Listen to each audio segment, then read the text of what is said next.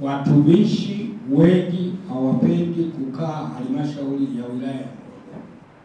Cha kwanza, chuki ilianza namba moja. Tunaelezana ukweli. Mimi nasoma historia, mimi sikuwepo. Chuki ilianza namba moja toka tulipoambiwa tuhame kutoka mjini kuja Mvua.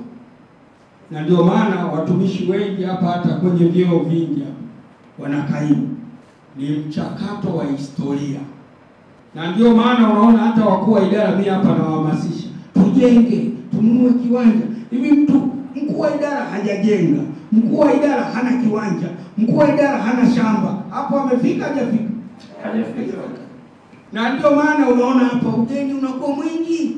Sisi wataalamu pamoja na nyinyi wanasiasa, wakija watumishi tuwawekee mazingira mazuri, hata kushauriana nao. Hata wewe mheshimiwa diwani, muite mtendaji, muite mwalimu, tufanye hata misherehe vya kule kwa kule. Hata na wewe kumpa shamba, endelea kulima tu na kukodisha, kesho ananunua.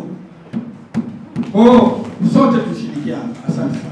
Inaasili kwa kiasi kikubwa, kwa sababu bila kuwa na walimu wa kutosha hatuwezi kupata elimu bora. Kwa unaenda kukuta kuna shule nyingine ina walimu wawili tu, hawezi kujipanga kwa wanafunzi hasa wa darasa la 4 na wanafunzi wa darasa la 7 ambao wanaenda kwenye mitihani yao.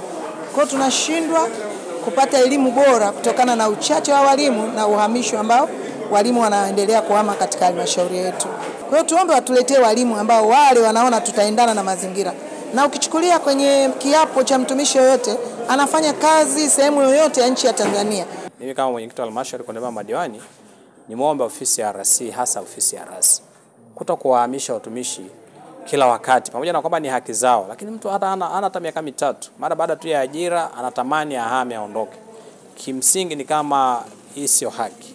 Kwa hiyo mimi naomba uungwaji mkono serikali kuu kupitia mkoa kuhakikisha kwamba wasitoe uhamisho wa mara kwa mara na kutoa maelekezo, vimemo, hivyo vyote vifutike, ili hawa watu ambao wameomba kuajiriwa na wakati wanaomba ajira wamesema, hata wanasema nitafanya kazi mahali popote nitakapopangiwa na mwajiri.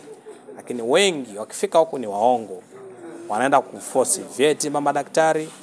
Hayo nayo yachunguzwe vizuri.